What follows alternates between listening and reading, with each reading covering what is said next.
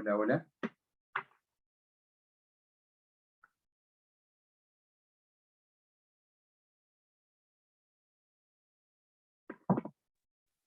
¿Cómo anda, profesor? Hola, ¿qué tal? Buenas tardes, ¿cómo le va? Bien, ¿cómo anda? Bien, bien. Sánchez, ¿no? Hola, profe. Hola, Kiara. Hola, Melina. Hola, ¿cómo anda, doctor? Muy bien, ¿y vos? ¿Qué es de tu Todo vida? bien. Hay un cuadro atrás ahí. Hay un cuadro. Hay un cuadro. ¿Qué tal, Melina? ¿Vos bien? Todo bien. Eso. Bueno, Volvimos al Zoom. volvimos a Zoom después de tanto tiempo. Ya me había desacostumbrado de hacer esto. Y qué pena, porque la verdad las presenciales me encantan. Además eran 3 Así clases que más. esta es nuestra última clase, Sí, ¿sí? Yo pensé que sí. teníamos... ¿lo consultaste con Mari? A ver si teníamos alguna otra clase más. Por lo que me dijo, no. La jefa no. No. Después No, te tío. vuelvo a consultar, pero en principio no. Bueno. Bueno, chicos, ¿qué tal? ¿Cómo les va? ¿Cómo andan?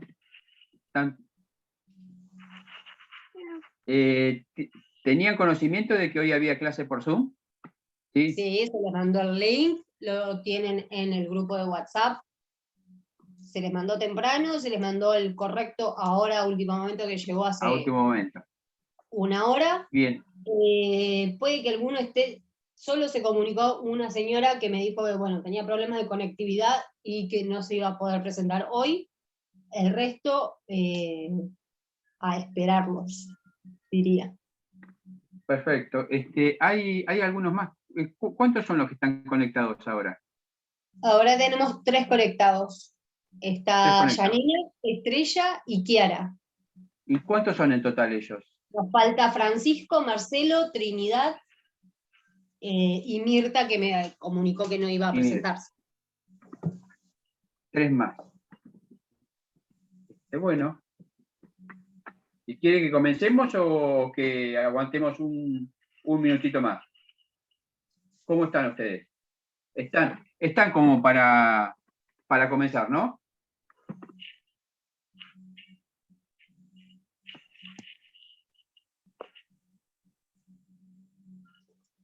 ¿Me escuchan ustedes, chicas? Sí, yo sí lo escucho. ¿Escuchan Sí. todas? Ahí nos dice Yani que Trinidad se conecta ahora. Porque Bien. tuvieron problemas algunos que les quedó esta virtual y tienen la que viene presencial o la anterior presencial. En la otra comisión me pasa lo mismo. Bien. Trinidad, ¿estás conectada ya? Ahí Ahí se veo dice una. que va a Ahí se conectar. agregó. Y Janina está conectada también, ¿no? Karina también. Bueno, comenzamos. Bueno, buenas tardes a todos, ¿cómo les va? Hoy vamos a ver un tema distinto, que es el tema del gobierno de Alfonsín y el gobierno de Menem. Vamos a tratar todo esto no con una óptica moral, sino con una especie de un criterio más objetivo, aunque está muy cerca todo. Vamos a tratar de verlo así en forma desapegado, más allá de las pasiones. Mirar a Alfonsín y mirar a Menem de una perspectiva ajena a la pasión. Primero, por sobre todas las cosas, porque vamos a estar en estos dos presidentes argentinos van a entrar en una segunda república, ¿sí? Lo que los franceses llaman una república distinta. Pero además de eso, el mundo va a cambiar y todavía no lo saben, y mucho va a cambiar.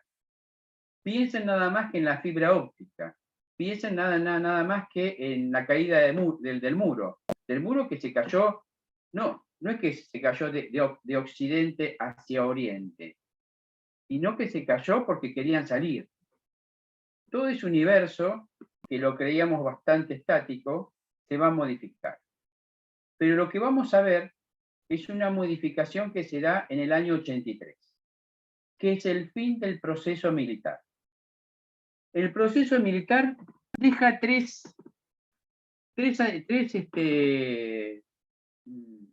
antecedentes importantes en la historia de la década del 80. El primer antecedente que deja es el terror, ¿sí? Un Estado se dispone a combatir a través del medio del terror a un sistema que creía agresivo, ¿sí? Y produce 30.000 muertos. No importa si son más, si son menos, produce una desaparición y una falta de garantía y de derechos humanos abrumadora, con un montón de muertos, de presos políticos y exiliados. Ese es el primer legado que nos deja el proceso militar. El segundo legado que nos deja es la deuda externa y una economía propuesta por Martínez Dios muy distinta a la que se venía dando, una economía completamente liberal, ¿sí? Que destrozó la industria nacional. Ese es el segundo legado. Y el tercer legado que nos deja el proceso es una derrota militar que ocasiona su derrumbe, que es la guerra de Malvinas. Con estos antecedentes tenemos la convocatoria de elecciones, donde el cuadro electoral se parte en dos, y así literalmente, y se enfrentan dos partidos políticos con una gran tradición. Por un lado tenemos al radicalismo, con un hombre que viene de Chascomús y que recita el preámbulo como diciendo, vamos a establecer un nuevo Estado de Derecho. Y por otro, un peronismo con Luder, ¿sí? Que era un hombre ya de antigua tradición dentro del peronismo, que había estado en la década del 70 y que ahora se propone como un candidato que los tiempos lo requieren.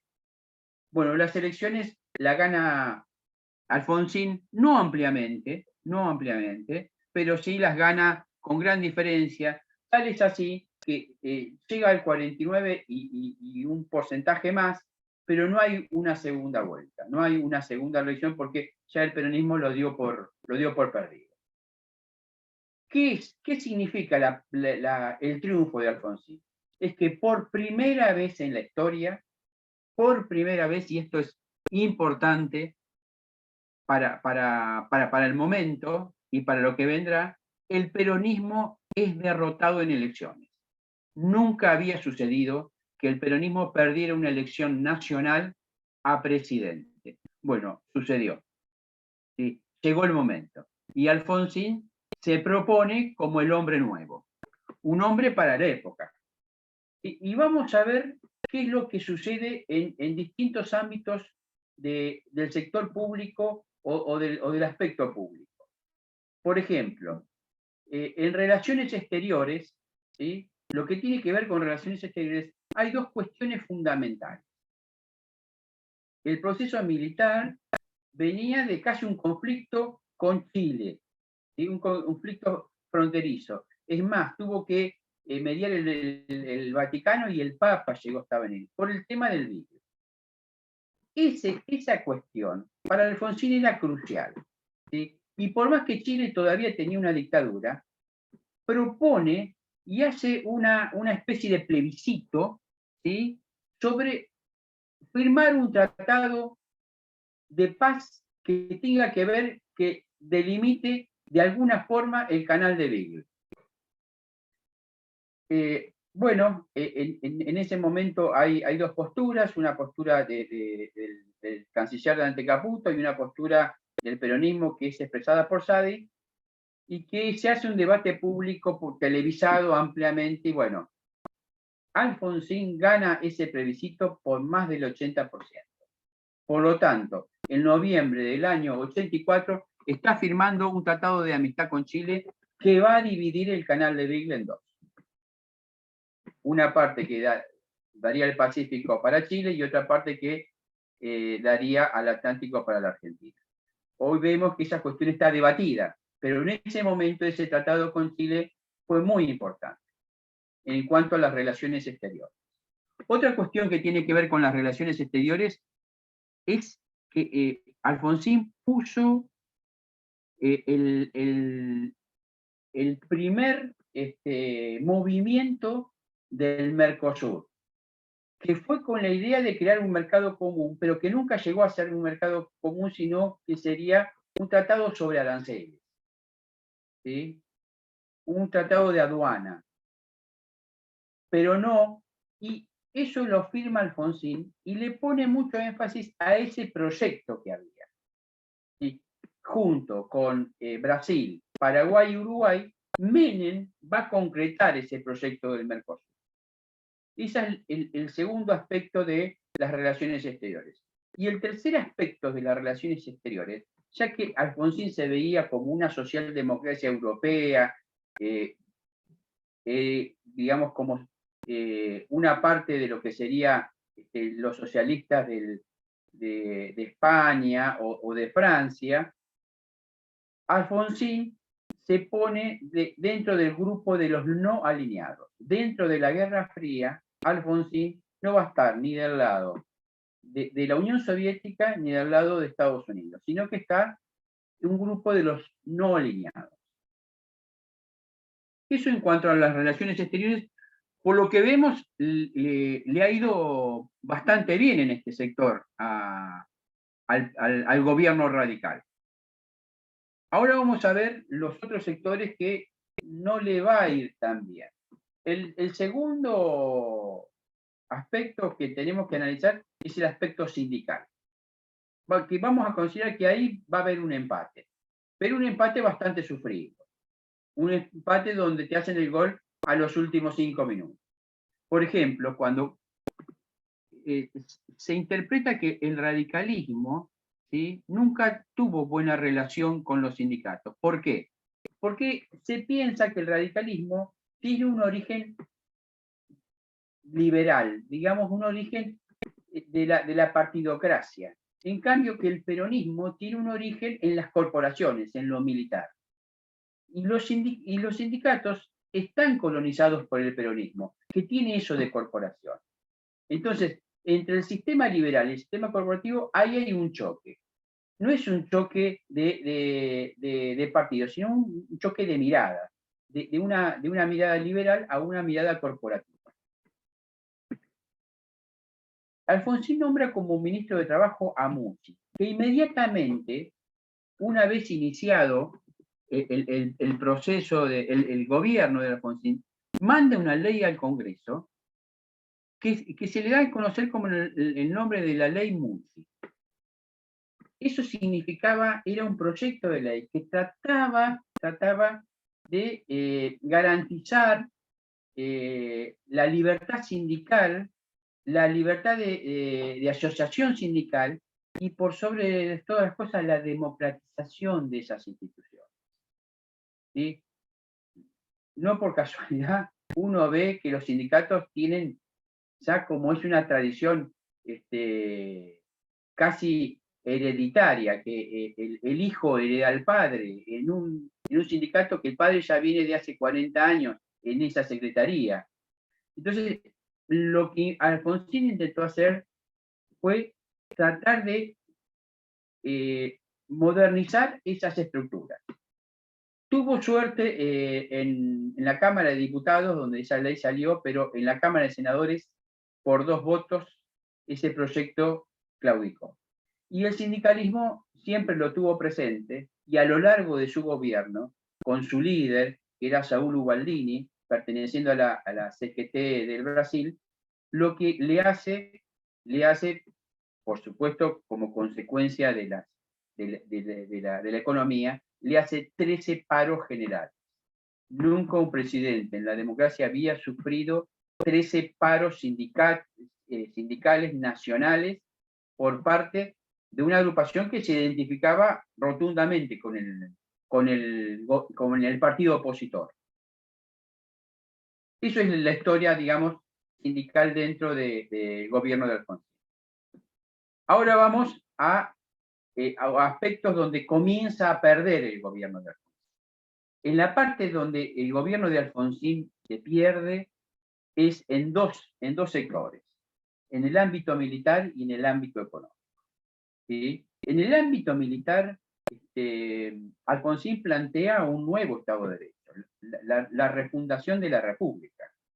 Tal es así que lo primero que hace fue decretar la nulidad de la autoamnistía que se había dado a las juntas militares, hace una reforma del código e inicia el proceso para el juicio de las juntas militares, que en el año 84 ya tienen sentencia. Mientras eso se iba dando, habilita la CONADEP, crea la CONADEP con Sábato, y que en pocos meses saca un informe de todas las atrocidades que ocurrieron en la década del proceso, que es el libro que nosotros conocemos como el libro del Nunca Más.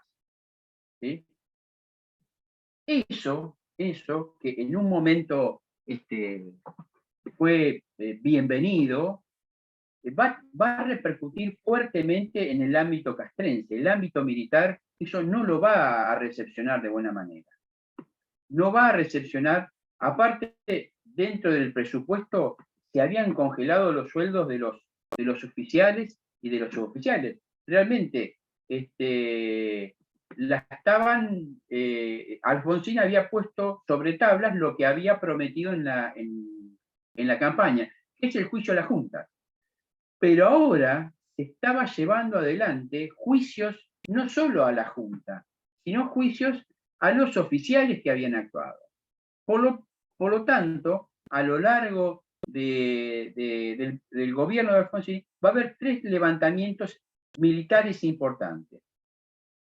2 pronunciados por Aldo Rico y el último por Peñalín, en el año 87 y en el año 88.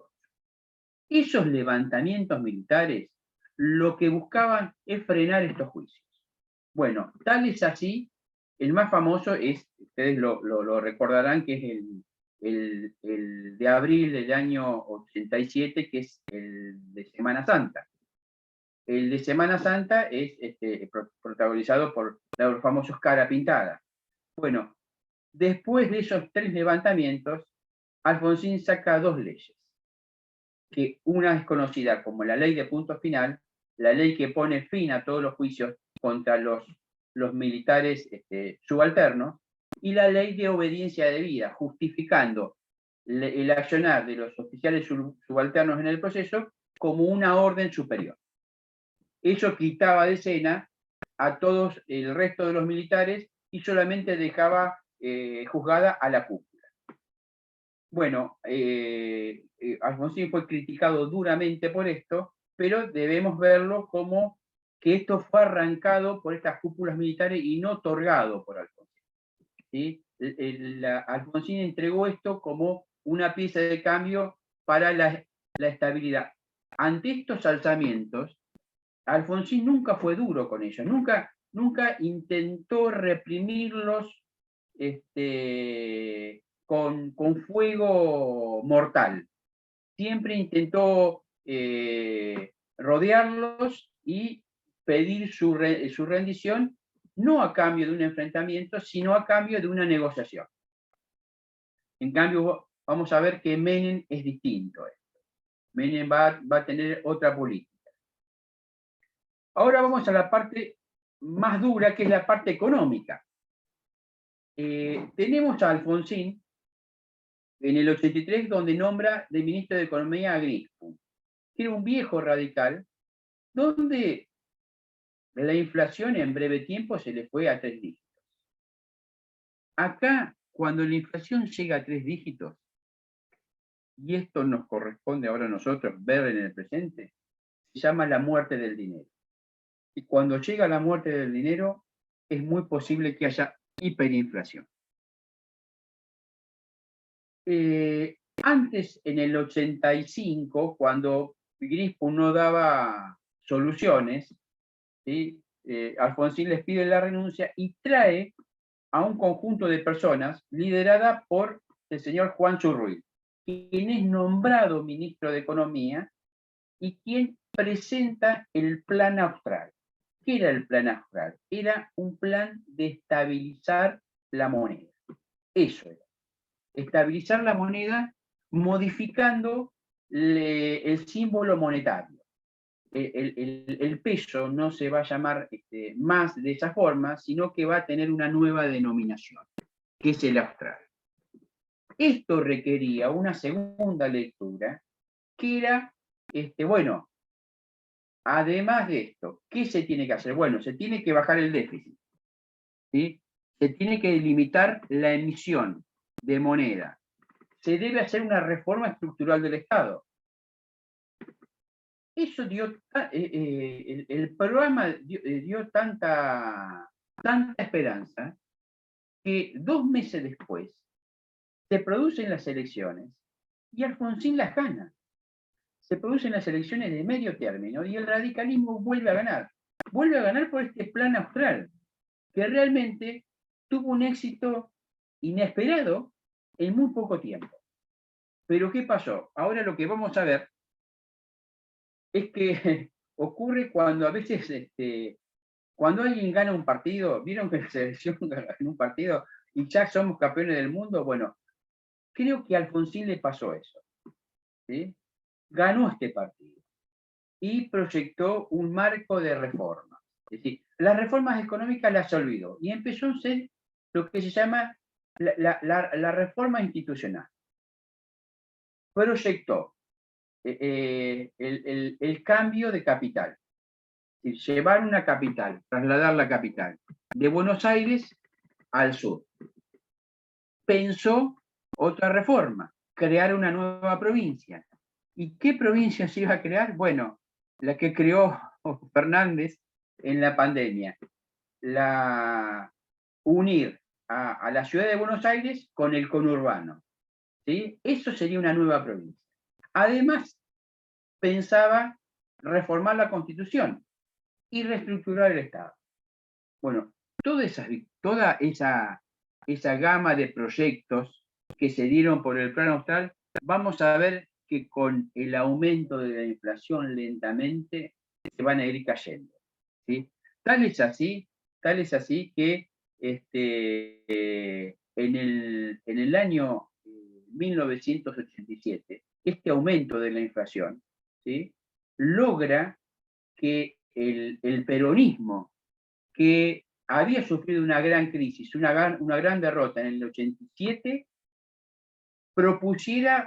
tuviera una propuesta nueva, ¿sí?, llamada La Renovación, donde Cafiero y un grupo de gente proveniente de la izquierda conformara un nuevo peronismo, y era un peronismo, ¿sí?, radicalizado, un peronismo que se parecía al radicalismo, pero no de tal forma.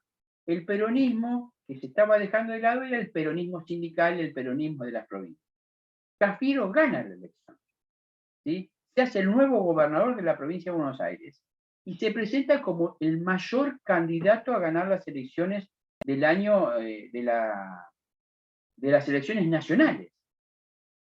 Esto hace que Alfonsín, en su afán de pensarse como un líder del tercer movimiento histórico y un líder de la política, decida apoyar a Menem en la interna del peronismo. Entonces, habiendo ganado Cafiero las elecciones, ¿sí?, y habiendo sido propuesto como el mejor candidato, en las elecciones internas del peronismo las pierde y ganan la fórmula de Menem dual. ¿Se entiende lo que estoy diciendo? ¿Sí? Bueno, estamos ya en el año 87, donde estamos cerca de la hiperinflación. Ya la inflación vuelve a tener tres dígitos, y el gobierno lo que hace es remendar el Plan Austral y saca un plan parecido llamado el Plan Primavera. Ese Plan Primavera quiere hacer resurgir lo que pasó en el año 85, pero sin éxito. No tiene éxito, no dura nada. No. Fue una formulación de estabilizar otra vez de vuelta la moneda, que ahora era el austral, y fracasa, pero fracasa rotundamente. Tal es así que se llevan adelante las elecciones en el año 89. Las elecciones en el año 89 se llevan adelante con un radicalismo que se autocriticaba a través de su candidato, que era Angelos Casella, la fórmula, contra el candidato de Menem y Duhalde, que proponían nada más que un salariazo. ¿Sí? Era una especie de... Menem era una especie de Milei, ¿sí? Un tipo extraño, caído de algún lugar de la provincia, que venía con zapatitos y saco blanco, con una melena y una patilla así, y aparte muy estrambótico, y se presentaba ahí en la escena y gana las elecciones. Y este hombre gana las elecciones en mayo, y la entrega era en diciembre, quedaban medio año para gobernar. Es decir, el año 89, que tenía ya una hiperinflación en marcha. Hiperinflación significa una modificación de los precios todos los días y un porcentaje de anual de 2000% anual. ¿Sí? Más del 1000% anual había de aumento en los precios. Una vez que Menem ganó la elección, muy cerca, demasiado cerca de donde gobernaba el intendente Duhalde, a producir una serie de levantamientos en el conurbano, ataques a supermercados, y eso lleva a que en un mes y medio Alfonsín entregue el mando de forma adelantada, renuncia al cargo de presidente y asuma Menem. Perdón, ¿Sí? Marcelo, tienes el micrófono abierto.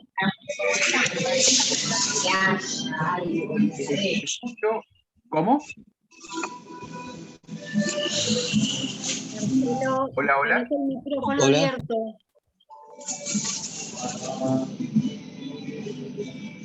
Yo tengo... Melina, ¿yo? Pípolo. Marcelo, Sí, hola.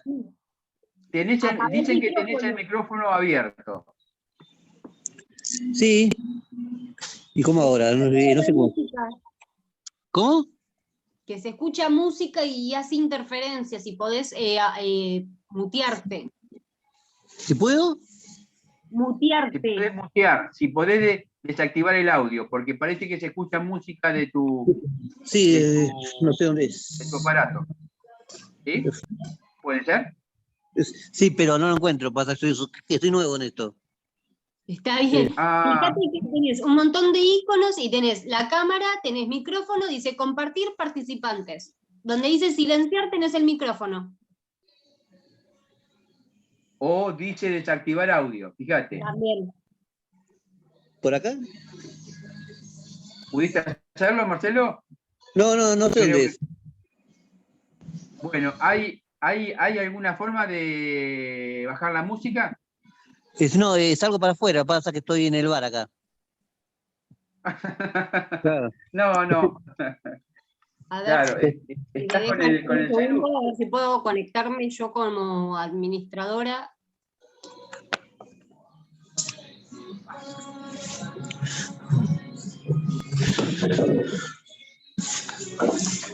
Disculpa, ¿te dejo eso ahí? ¿Después lo vengo a buscar en un rato? Y nosotros vamos a cerrar en un ratito. Sí, ahora vengo. Bien. ¿Estamos hasta ahí? ¿Melina, sigo?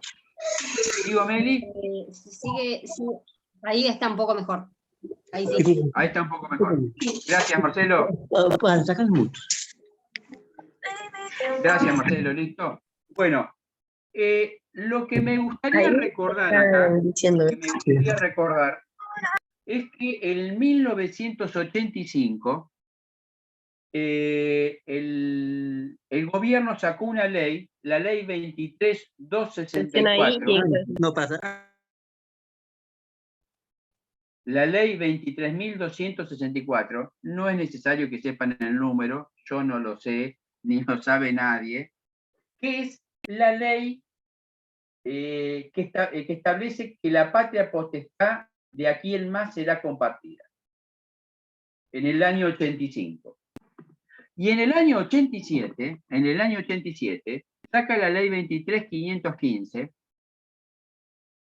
Esa ley establece el divorcio vincular en la Argentina, con la vieja audiencias que se hacían en los juzgados de familia o en los juzgados civiles, cuando no había los de familia. ¿Sí? Esas dos leyes me pareció importante rescatar durante el gobierno de Alfonsín, porque realmente son leyes que es historia constitucional nuestra, si bien no tiene que ver con la Constitución, tiene que ver con la vida de los hombres, que fue realmente muy importante, sobresaliente para esa época. Bueno, llegamos al fin del gobierno de Alfonsín, con un gobierno que se había presentado con mucha esperanza, termina yéndose realmente muy lastimado, sumamente lastimado por no poder llegar a completar su mandato y por tener una deuda muy grande con respecto a la economía. Y es más, Alfonsín pierde las elecciones. Es decir, Alfonsín gana las elecciones con el 49% de los votos en el año 83. Y en el año 89, Angeló las pierde con el 37%. Quiere decir que el radicalismo pierde nada más que 13 puntos. Piensen que han tenido, primero, han abandonado la bandera, digamos, de los juicios a los militares. Y han creado un caos económico en el país y se van con el 37%, realmente era un logro. Es decir, ¿qué era lo que estaba pasando?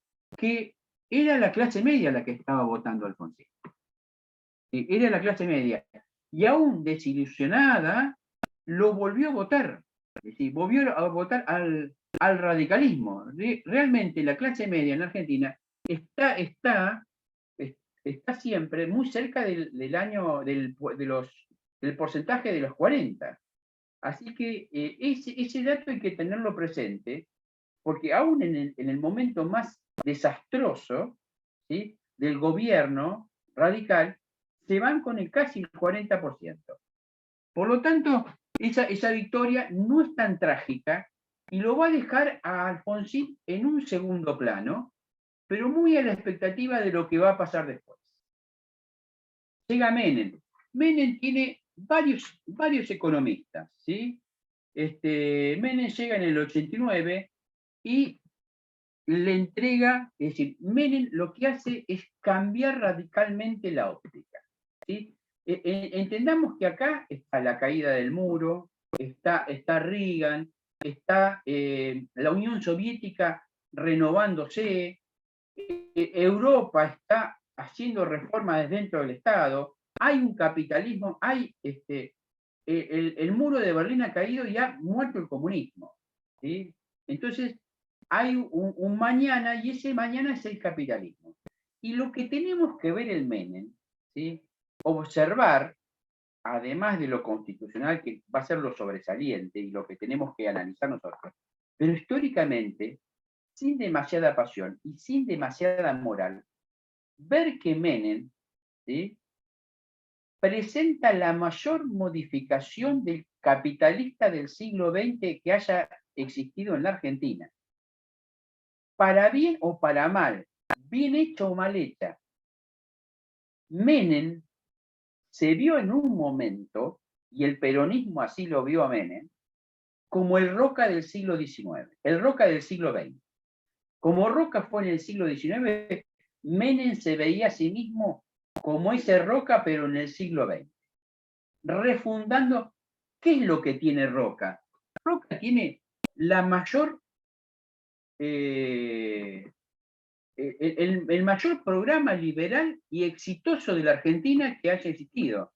No hay otros 40 años tan exitosos como los que tuvo Roca. ¿Es un gobierno conservador? Sí. ¿Es un gobierno para pocos? Sí. Pero el programa fue exitoso durante 40 años. La Argentina creció de forma absoluta, aún no queriendo. Y Menem,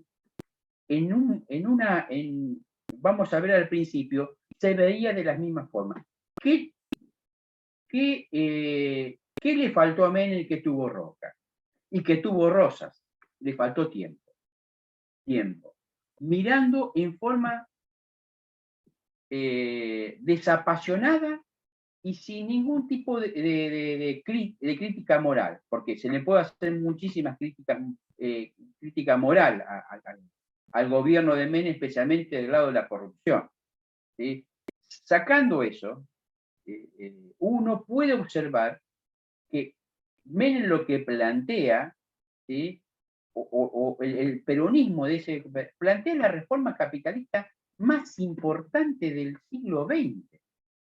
Y esos mismos que plantean la reforma capitalista, dentro de 20 años, van a estar con otra camiseta haciendo totalmente lo contrario. Es fantástico. Es fantástico. Solamente en la Argentina y en el peronismo puede obtenerse un resultado de esta forma.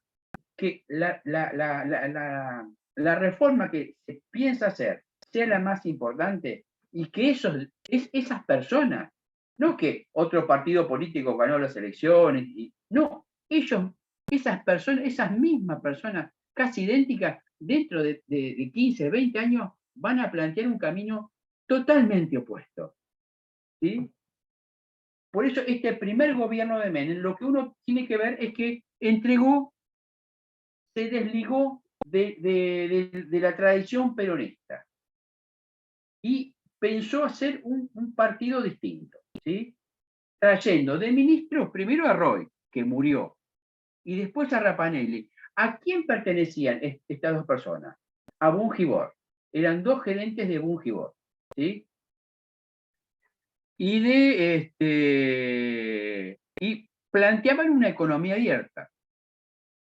Duraron muy poco tiempo porque la hiperinflación también la sufrió el presidente Menem. Y trajo a un amigo que es Herman González, que era un contador de La Rioja, mientras preparaban la llegada de Cavallo en el año 91. Cavallo, ¿qué es lo que propone? ¿Sí? Cavallo presenta el tema, varias cuestiones presenta Cavallo, ¿sí? Varias cuestiones. Pero antes de entrar en Cavallo quisiera ver las relaciones exteriores. Así me ordeno un poco. Veíamos que Menem iba a completar el Mercosur, ¿sí? Con Color de Melo, con Lacalle en Uruguay y con Rodríguez en Paraguay, ¿sí? Van a formar el Mercosur, que no es un mercado común, sino que es un tratado sobre aranceles. Un tratado que permite, ¿sí?, el flujo de mercaderías con un arancel igualitario. Pero este Mercosur va a tener un éxito cuantioso durante la década del 90 y después del 2000. Y después, lo que hace Menem, no solo va a romper con el destino que venía llevando el alfonsinismo dentro de las relaciones exteriores, que era con los no alineados, sino que va a romper con la propia tradición peronista y se va a iniciar lo que se llaman las relaciones carnales con los Estados Unidos. Una alineación perfecta con Estados Unidos, tal es así que Menem envía tropas al Golfo, a la guerra del Golfo. ¿Sí? No a la guerra, pero sí como un apoyo a toda esa estructura que Estados Unidos tenía en el Golfo Pérsico. Es más, Bill Clinton llega a la Argentina traído por Menem. Y Menem es recibido en los Estados Unidos como si fuese un líder sobresaliente. Y así era tenido en cuenta. Bien, ahora vamos a Cavallo. ¿Sí? Cavallo lo que hace es primero plantear dos cosas. La convertibilidad, que también era lo que era el plan austral. Un plan de estabilización, ¿sí? Tratar de estabilizar la moneda, ¿sí? Tratar de evitar. Y lo que hace es primero, produce el cambio de signo monetario, ahora vuelve el peso, sale el austral, y se prohíbe indexar. ¿Qué era lo que teníamos tradición en ese momento y que seguimos teniendo ahora? Es que todos los contratos estaban indexados. Por ejemplo, ustedes ven un contrato hoy de locación y tiene un precio, bueno, ahora hay una ley distinta, pero un contrato anterior a esto tenía un precio donde se pactaba un aumento constante. Quiere decir que todos los contratos, por más que existiera un plan, los contratos que se hacían a largo plazo se indexaban, ¿sí? Es decir, no era que tenían interés, la cuota valía más por esa indexación de capital. Por lo tanto, se prohibió la indexación. Eso quedó prohibido. Y se prohibía emitir. Por eso se llamaba un plan de convertibilidad. Ahora, un peso valía $1. Como el patrón oro, ahora sería el patrón dólar. Y esto se iba a complementar con las reformas del Estado. ¿Y qué era la reforma del Estado? Donde estaba Roberto Dromi, era el ministro de Obras Públicas, que dijo un gaf muy, muy importante, que era que nada que pertenezca al Estado pertenecerá, va a permanecer en manos del Estado. ¿Sí? Van a sacar todas las instituciones, todas las empresas del Estado, las van a vender. ¿Y por qué eso? Porque Alfonsín también tenía ese plan. Es más, en el 87, Rodolfo Terraño presentó ese plan de privatizaciones y fue el propio peronismo el que le bloqueó, diciendo que esto eran empresas que hacían a la soberanía nacional. ¿Qué pasaba ahora? Bueno, había una mirada distinta. Había otra cosa también, que tiene que ver con la crítica moral que yo no quiero hacer en este momento, y para dar un dato histórico. Lo que se veía era una cuestión diferente. Bueno, ahora estamos nosotros y vamos a ver. Y se vendió todo, pero no es que se privatizó. Les empiezo a nombrar. Entel, Encotel, YPF, yacimientos carboníferos fiscales, todos los ferrocarriles, todas las aguas, todo el gas, toda la energía eléctrica. Se privatizó bueno, surgen las AFJP, ¿sí? El ahorro privado sobre el tema de las jubilaciones. Se hace una reforma de la educación. La educación pasa de ser estatal, nacional, perdón, una parte era nacional, pasa a manos de todas las provincias, lo cual significó la caída. Y hay una reforma de Estado que puso el polimodal, no sé si lo recuerdan, muchos de ustedes lo deben haber hecho, un desastre donde trataba de achicar los gastos del Estado. Esta reforma del Estado que mandó a todas las empresas a ser vendidas, el Estado se quedó con muy pocas empresas en su haber y a las que no le servían. Disolvió la Junta Nacional de Granos, disolvió la Junta Nacional de Carne. Esas juntas que colocaban los precios las disolvió. Este plan de convertibilidad, esta reforma del Estado, ¿sí? Puso mucha gente en la calle, pero puso mucha gente con dinero en la calle y en poco tiempo tuvo un éxito notable, pero notable. Tal es así, que ese éxito le va a permitir a Menem la reelección. Menem sabe que ese plan de estabilización, ¿sí?, está dando lugar a un crecimiento económico, a un genuino crecimiento económico que hacía mucho tiempo que la Argentina no tenía, y Menem, ¿sí?, dice, yo les prometí el salariazo, y esto es el salariazo, no es el aumento porque sí del salario, sino es mayor cantidad de trabajo, ¿sí?, mayor cantidad de empleo, ¿sí? Piensen que estamos en una época donde no existían los planes sociales, ¿sí? Acá lo que vamos a ver que hay mucha gente en la calle, hay mucha gente con dinero que empieza ciertos emprendimientos privados con éxito o con variable éxito o fracaso. Y muchos de ellos van a terminar ganando y muchos van a terminar perdiendo. Pero el país se ordena, se comienza a ordenar, y Menem comienza a ser considerado como un estadista. No es broma lo que estoy diciendo. Estoy diciendo, es decir, muy a pesar de lo que yo pensaba en esa época, Menem comienza a ser valorado por gente que antes no lo valoraba. Y tiene una alianza muy plena con la UCD. Y el sindicalismo, que le había provocado 19 paros nacionales, perdón, 13 paros nacionales a Alfonsín, ya lo estoy comentando, ahora, dentro de los gobiernos peronistas, el sindicalismo cobraba de otra forma. No te hago un paro, pero quiero un lugar en la lista. Si ustedes pueden ver, el lugar de la lista que tenían los sindicalistas habían disminuido notablemente. Quiere decir, como decía en esa época, que en algún lugar el sindicato debe haber cobrado. No hay pruebas de eso. No hay prueba de que quién cobró y quién no cobró. Pero el sindicalismo, ante esta reforma del Estado, nunca tuvo una actitud negativa para Colmena. Solamente algunos sindicatos trotskistas, muy de izquierda, han planteado alguna cosa, pero no solo esto. Muchos dicen que la cuestión monetaria jugó acá, pero nadie tiene prueba como para decir, mire, pasó esto. Pero si hay algo que no ocurrió, por algo no ocurrió. Después la cuestión militar.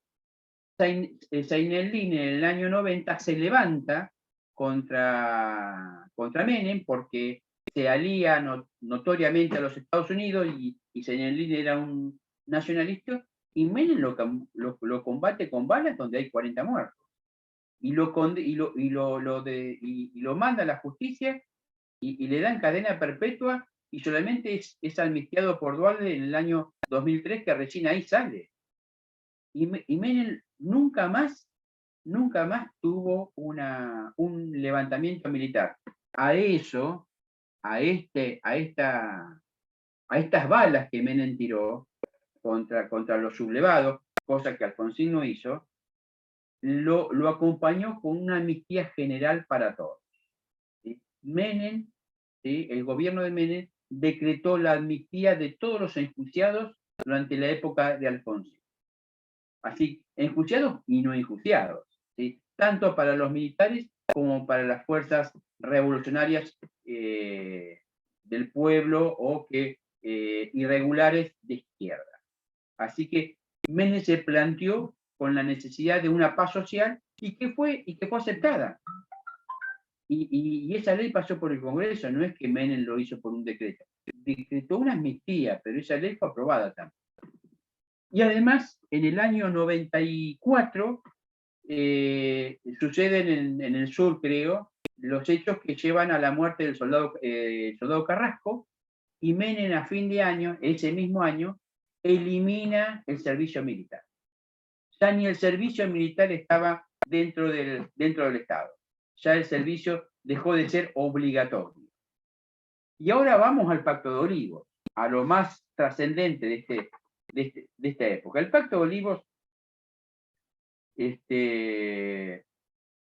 fue llevado a la luz por un periodista acá de Mar del Plata que descubrió las reuniones que hacían Menem y Alfonsín en la casa de Dante Caputo cerca de Olivos. Por eso se llama el Pacto de Olivos. Menem, con el éxito que tenía a través del plan de convertibilidad y de la reforma y las privatizaciones, buscaba su reelección, cosa que le estaba prohibida. Y lo iba a lograr sea como fuera.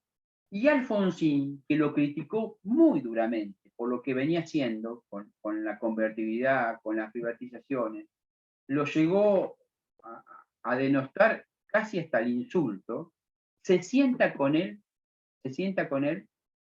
y lleva adelante lo que se llama el Pacto de Olivos.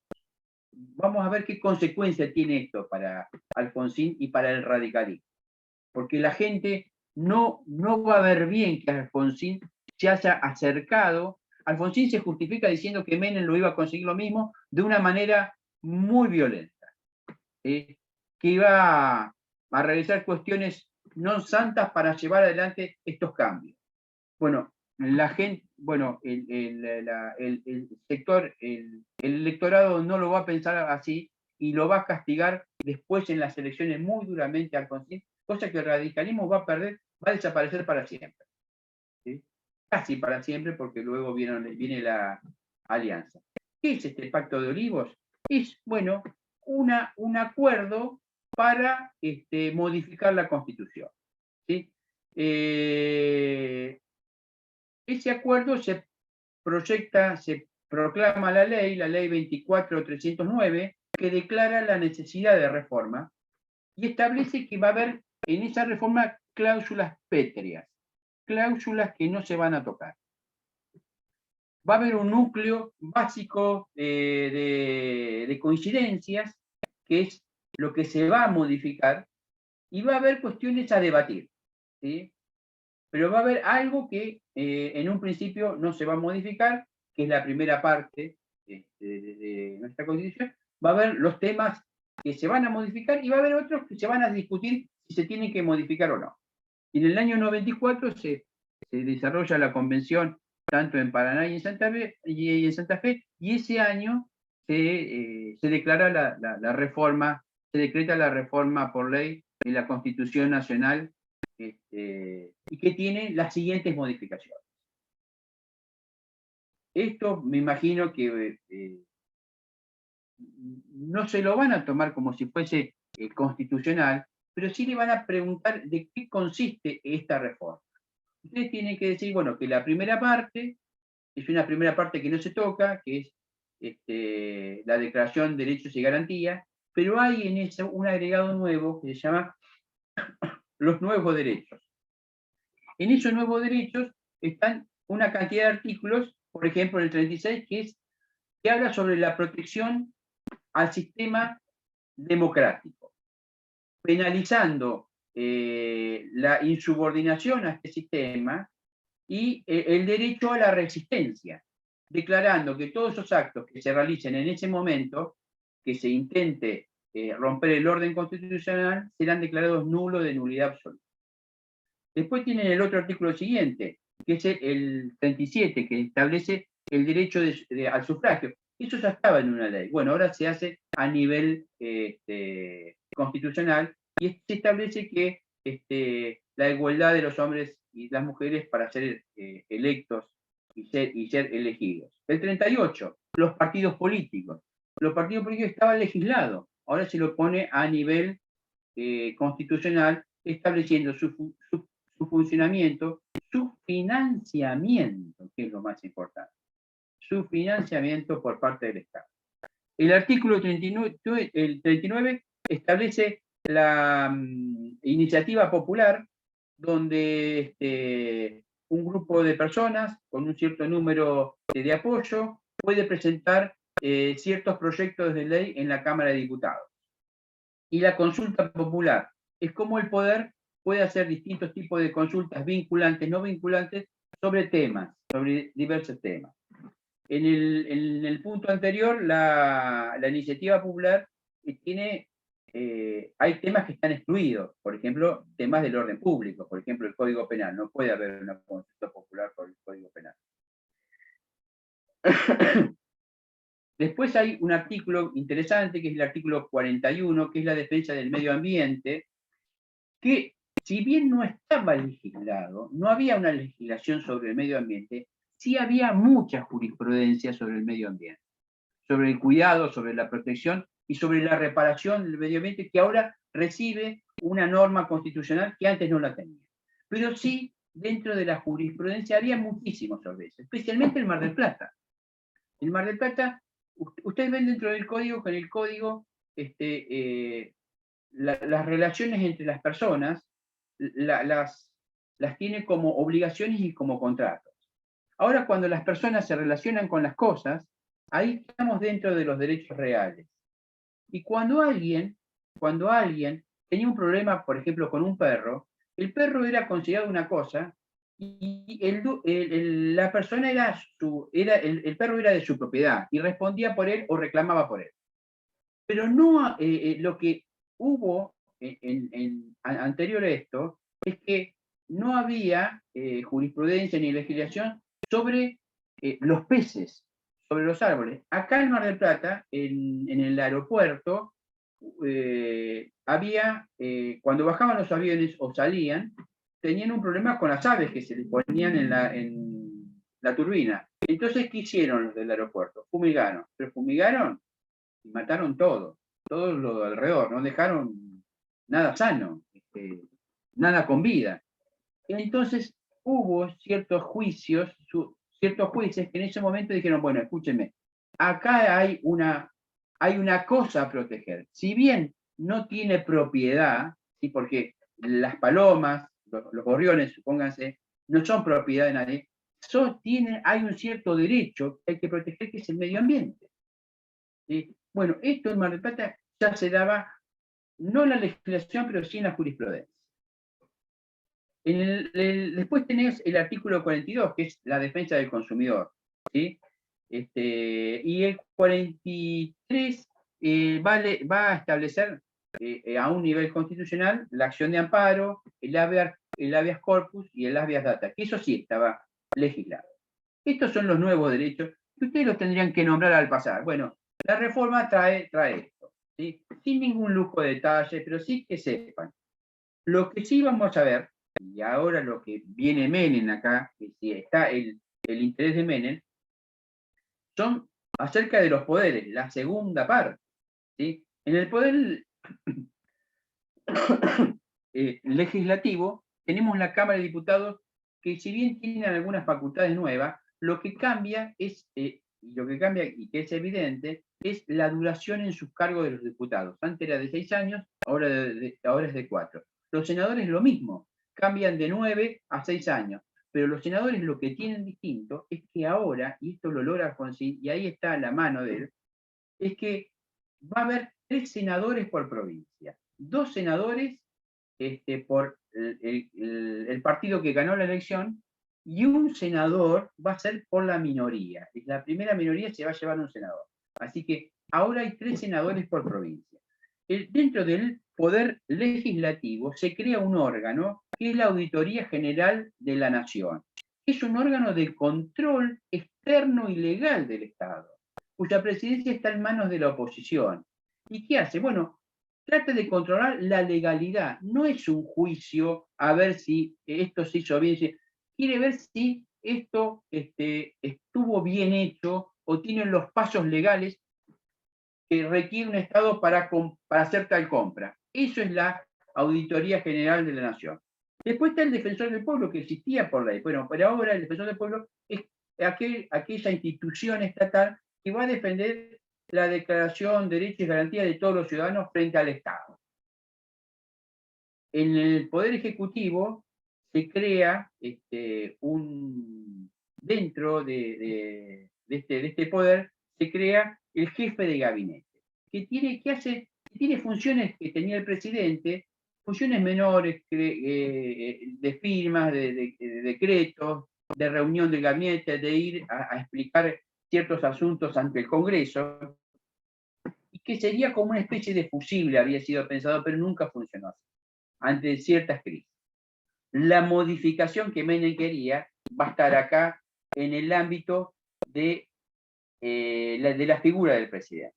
El presidente cambia su duración en el cargo, va a pasar de 6 años a 4 y va a ser elegido en forma directa. Pero puede ser elegido de forma directa por la mayoría. Y acá hay un sistema llamado balotage para elegir al presidente. Es decir, ¿cuándo se elige un presidente? Cuando un partido tiene más del 50% de los votos. Cuando tienen más del 50% de los votos, sí, ya está. Siempre estuvo así. Bueno, se mantiene ese principio. Pero ese principio cambia y dice, bueno, también cuando no llega al 50 y pasa el 45. Ahí gana la presidencia el partido que llega a ese número. ¿Sí? El partido que obtiene como máximo puntaje un porcentaje entre el 45 y el 50% es electo presidente.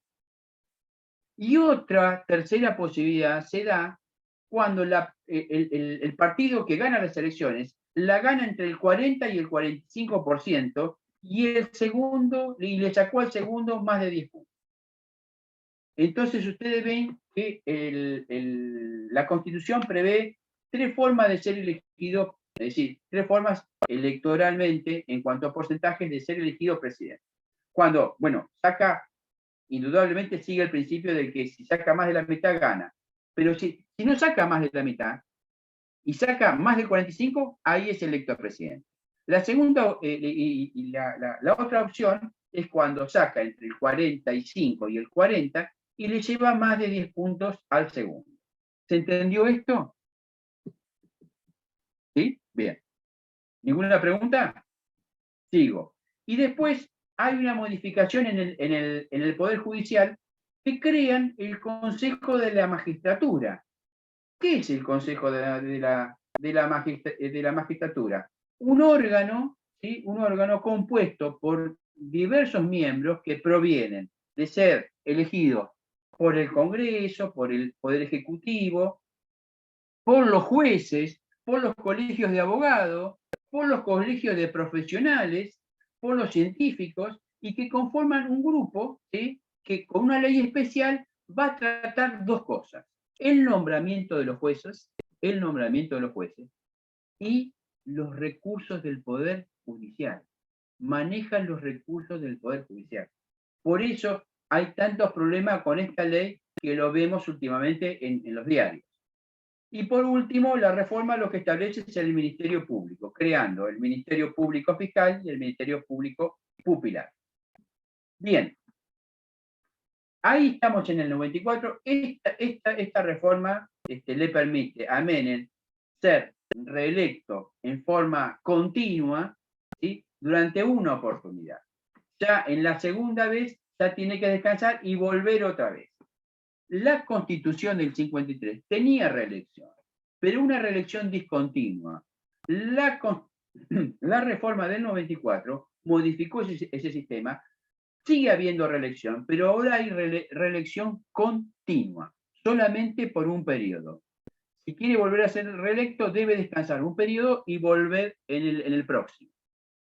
Bien, ¿se entendió esto? Esta reforma electoral lleva a las elecciones y lleva a ser reelecto a Menem en el año 94. Pero Alfonsín, ¿sí? O el radicalismo que se presentó a elecciones, queda en el tercer lugar. Y el segundo lugar lo ubicamos un nuevo grupo de centro izquierda llamado Frepaso, con Chacho Álvarez y Octavio Bordón. Este es el nuevo panorama y este es el castigo que se le da a Alfonsín por esta reforma, por facilitarle a Menem. La clase media lo castiga. Fíjense que el gobierno radical había tenido un pésimo gobierno en la década del 80 y se va con 37. Ahora pierde más del 20% de los puntos. ¿Sí? Queda Massachesi, que era el candidato, queda totalmente reducido casi a la nada, y todos esos votos van para un nuevo grupo, ¿sí? El grupo de los 8, con Octavio Bordón y Álvarez, que se propone como una alternativa. ¿Sí? Y en la próxima, bueno, se lo va a dar María esto, ustedes van a ver cómo el segundo y el tercero van a convocarse en una alianza para derrotar a Menem en la tercera elección.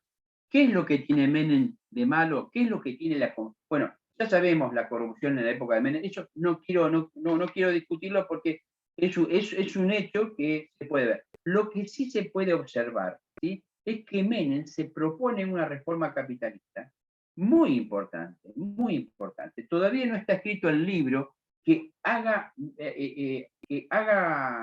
tenga una revalorización sobre estos hechos.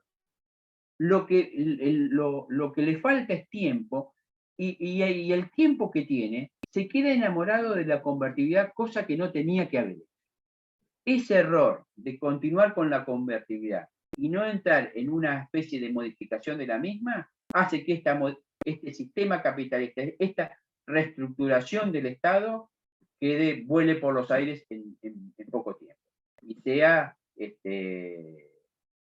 se haya arado en el desierto, como él decía en su momento. Bueno, ¿alguien tiene alguna pregunta sobre esto? ¿Sí? ¿Se entendió más o menos alguna cuestión? ¿Quieren preguntarme algún tema? ¿Tienen voz?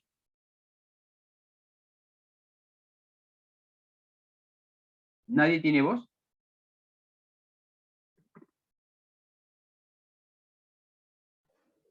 No escucho a nadie. ¿Están todos bien? Sí, De sí. Francisco Garbizo para todos. Yo no.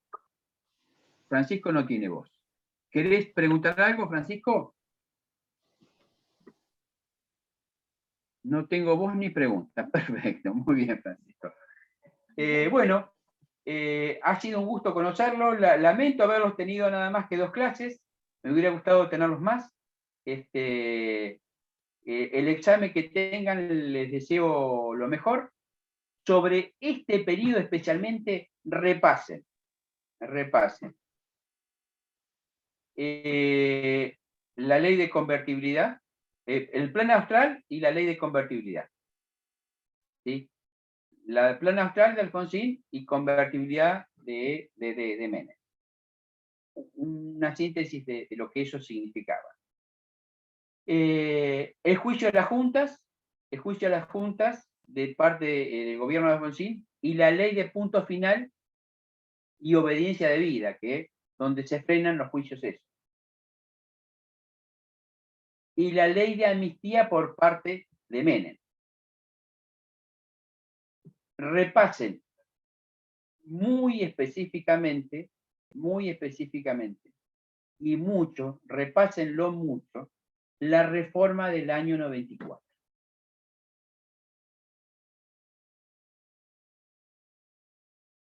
Cuando les digo mucho, repasen mucho, no significa que se sepan los artículos de memoria, no es necesario. Simplemente que hablen de esa reforma. ¿En qué consiste y en qué se modificó? ¿En qué se modificó en qué consisten los nuevos derechos? ¿En qué se modificó el poder legislativo? ¿En qué se modificó el poder ejecutivo? ¿Cómo se elige al presidente? ¿Qué es el Consejo de la Magistratura?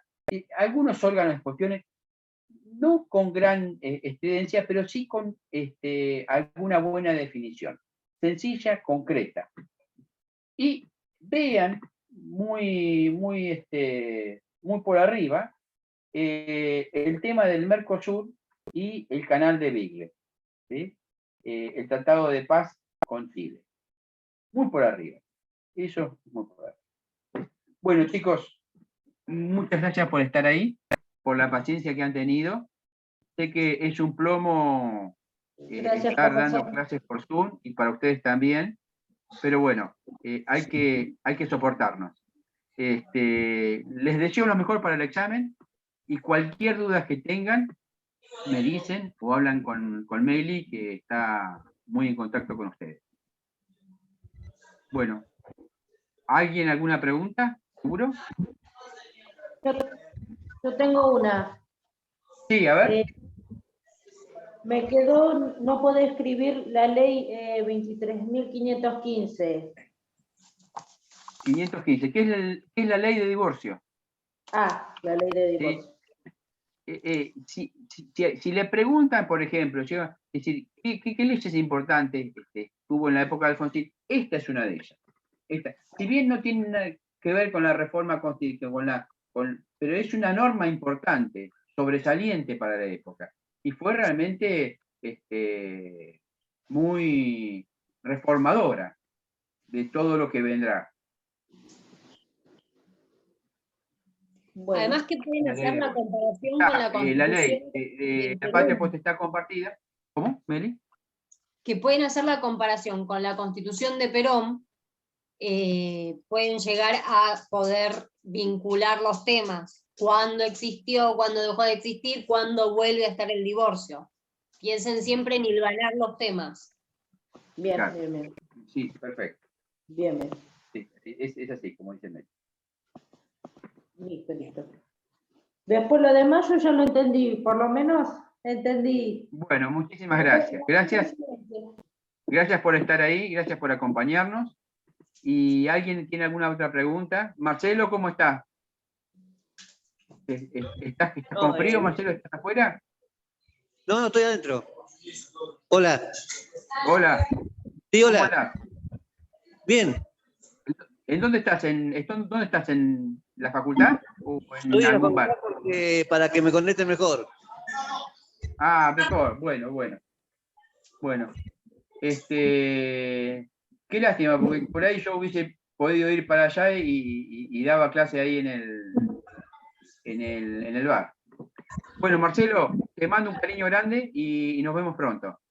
Bueno, gracias igualmente. Hasta Gracias, luego. chicos, gracias a todos. Gracias, Nos vemos, gracias, Meli. chicos. Nos vemos en 15 minutos. ¿En 15 minutos? Tenés razón, en 15 minutos. Bueno, en 15 minutos no nos vemos. Un beso, Meli. Adiós. Nos vemos.